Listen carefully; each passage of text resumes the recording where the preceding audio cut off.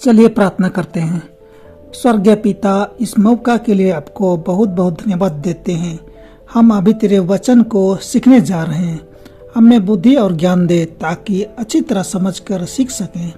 हमारे पापों को क्षमा कर। छोटी प्रार्थना यीशु के नाम से मांगते हैं, आमीन।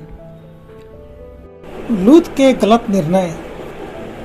जब अब्राम ने परमेश्वर के बुलावे के जवाब में अपनी मातृभूमि छोड़ी तो उसके भतीजे लूत ने उसके साथ उसकी यात्रा पर जाने का फैसला किया। उत्पत्ति 13 में लिखा है कि परमेश्वर ने अब्राम को इस हद तक आशीष दी कि वह पशुओं, चांदी और सोने में बहुत समृद्ध था। उत्पत्ति 13:2। लूत के पास भेड़ बकरी, गाय बैल और डेरे भी थे। उत्पत्ति 13:5। वे दोनों अपने विशाल पशुओं के झुंड के साथ इतने अमीर हो गए कि वे एक साथ नहीं रह सकते थे। अपने चरवाहों के बीच झगड़े से बचने के लिए अब्राम ने लूत को यह चुनने की पेशकश की कि वह कहाँ रहना चाहता है। निसंदेह लूत को अपने पिता तुल्य अब्राहम के लिए पहला स्थान देना चाहिए था, और क्योंकि उसके साथ अपने संबंध के कारण उसकी अपनी समृद्धि थी। हालांकि उसने अपने उपकार के प्रति कोई आभार नहीं दिखाया और स्वार्थी रूप से वह चाहता था कि उसे उपलब्ध सर्वोत्तम भूमि मिले। उत्पत्ति 13:10-12 पढ़ें। लूत ने जो फैसला किया उसके लिए कौन से तर्कसंगत कारण हो सकते थे? तब लूत ने आंख उठाकर यरदन नदी के पास वाली सारी तराई को देखा कि वह सब सिंची हुई है।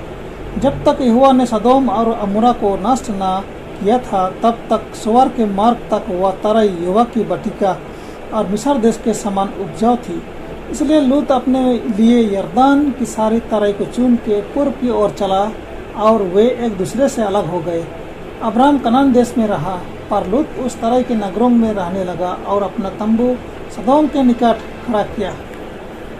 हालांकि लूत आसानी से शहर में जाने के अपने निर्णय को सही ठहरा सकता था। वहाँ उसके लिए चीज़ें इतनी अच्छी नहीं थी, और जब अब्राम ने उसके साथ जो हुआ उसके बारे में सुना तो उसने यह नहीं कहा, अच्छा, बहुत अच्छा, लूत, जो बोओगे वही कटोगे। इसके वजह वह उसके बचाव में आया। देखिए उत्पत्ति 14।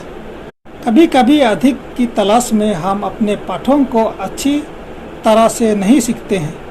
लूत ठीक सदोम में वापस चला गया, परंतु अपनी बड़ी दया से परमेश्वर ने लूत और उसके परिवार के पास चेतावनी के दूत भेजे और उन्हें इन नगरों के विनाश के बारे में बताया। उत्पत्ति 18:20-33 पढ़े। परमेश्वर ने अब्राम को पृथ्वी पर आने का कारण क्या बताया?